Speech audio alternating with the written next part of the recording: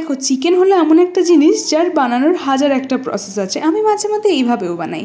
তো মোটামুটি 600 গ্রাম চিকেনে অল্প একটু দই আর পেঁয়াজ, রসুন আর টমেটোর একটা পেস্ট দিয়ে দিয়েছি। তার মধ্যে পরিমাণ মতো হলুদ, একটু ধনের গুঁড়ো, একটু বেশি করে লঙ্কার গুঁড়ো, আর দিয়ে দিয়েছি কাশ্মীরি লঙ্কার গুঁড়ো, আর হচ্ছে ধনে গুঁড়ো দিয়ে ভালোভাবে মিশিয়ে রেখে দিয়েছি। ও হ্যাঁ, একটু সর্ষের তেলও দিয়েছিলাম।